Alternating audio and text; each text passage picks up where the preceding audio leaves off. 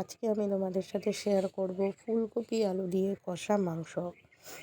তো ফুলকপি আলুর কষা মাংসর রেসিপিটা যদি তোমাদের কাছে আজকে নতুন বলে মনে হয় তাহলে কিন্তু ঝটপট রেসিপিটাতে ভিডিওটাতে একটা লাইক করে দিতে হবে আর সাবস্ক্রাইব করতে হবে এরকমই আরও নতুন নতুন ভিডিও পাওয়ার জন্য।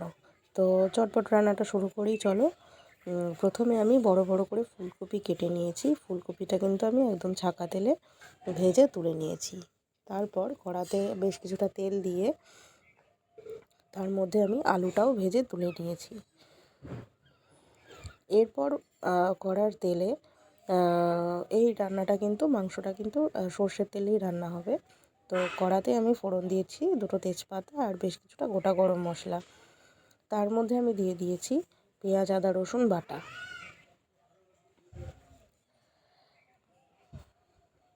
প্রথমে পেঁয়াজ বাটা দিয়েছি, তারপরে দিয়ে দিচ্ছি 1 চামচ আদা বাটা এবং রসুন বাটা। সব কিছু কিন্তু একসঙ্গে আমি কষিয়ে নিচ্ছি।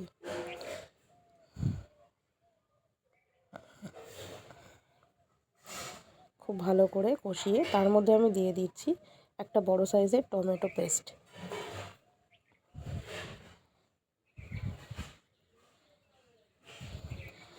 দু মিনিট আমি ঢেকে এটাকে ভেজে নেব। 2 থেকে 3 মিনিট পর ঢাকা খুললাম। দেখো পেঁয়াজটা বেশ ভাজা হয়ে এসেছে।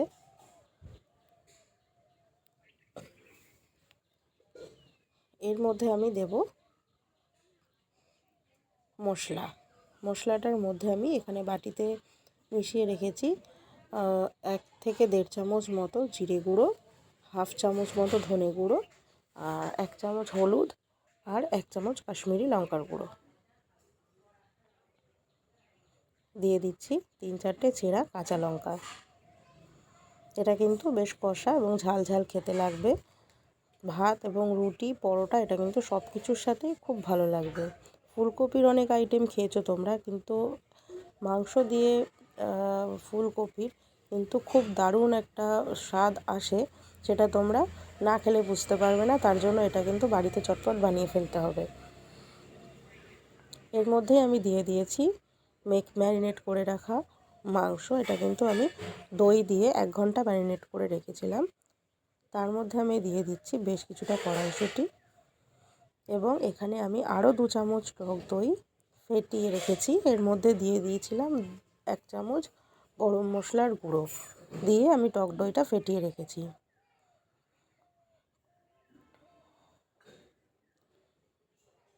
তারপরে আমি এখানে দিয়ে দেব ভেজে রাখা আলু এবং ভেজে রাখা ফুলকপি।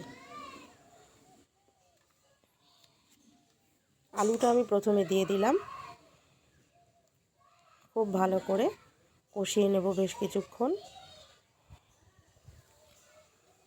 খুব সুন্দর একটা কালার এসছে এবং খুব সুন্দর একটা গন্ধ বেরোচ্ছে।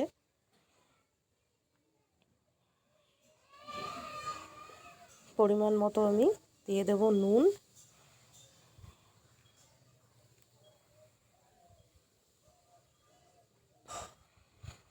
পাঁচ থেকে 7 মিনিট আমি ঢাকা দিয়ে কষিয়ে নেব। নুন দেওয়ার পর দেখো চিকেন থেকে কিন্তু অলরেডি জল বেরিয়ে গেছে। আমি কিন্তু এক্সট্রা জল এখানে ইউজ করব না, এই মাংসের জলেই কিন্তু এটা সেদ্ধ হবে।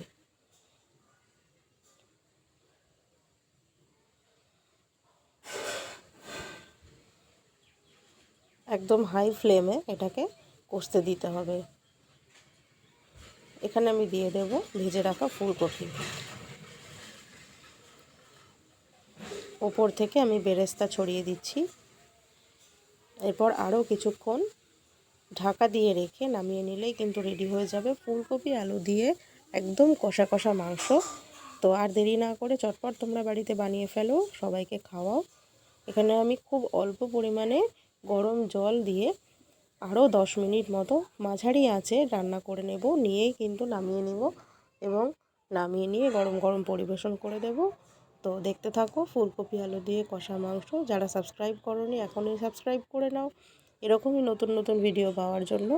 আর আমাকে কমেন্ট করে কিন্তু জানাতে ভুলো না যে রান্নাটা তোমাদের কেমন লাগলো। তাহলে দেখতে থাকো। আজকের মতো টাটা।